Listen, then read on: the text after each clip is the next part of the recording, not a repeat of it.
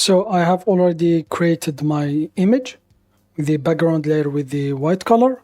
And now let's select the gradient tool, left click here, and then select the gradient tool.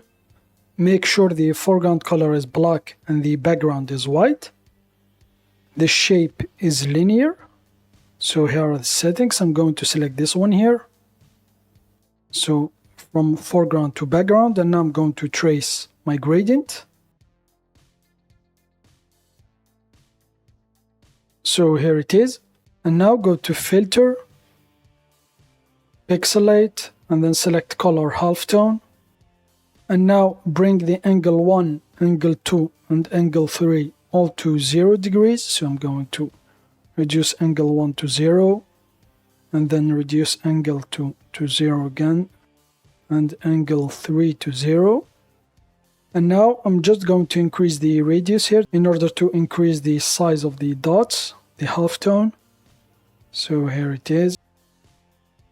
So I think I'm going to leave it here. Now press OK. And now I'm going to remove the white color here to leave only the black color. So go to filter, other, and then select color to alpha. And now in the color here, left click and then select the white color, and then press OK, and then press OK.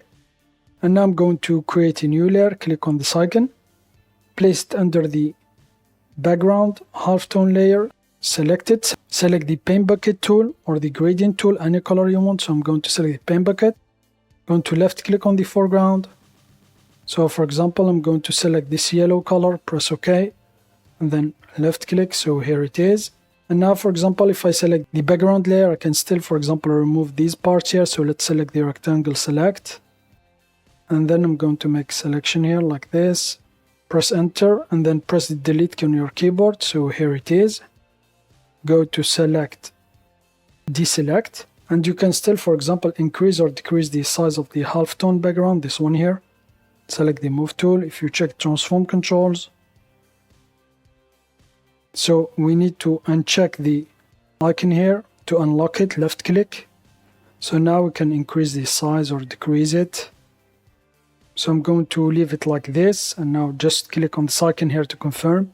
And now if you want to change the color of these dots here, right click on the layer here with the dots with the halftone, select blending options, and then select color overlay, left click on the color here. And now, for example, I can change it. So here it is. So I think I'm going to leave it with the black color. It's much better. And then press OK, and then press OK.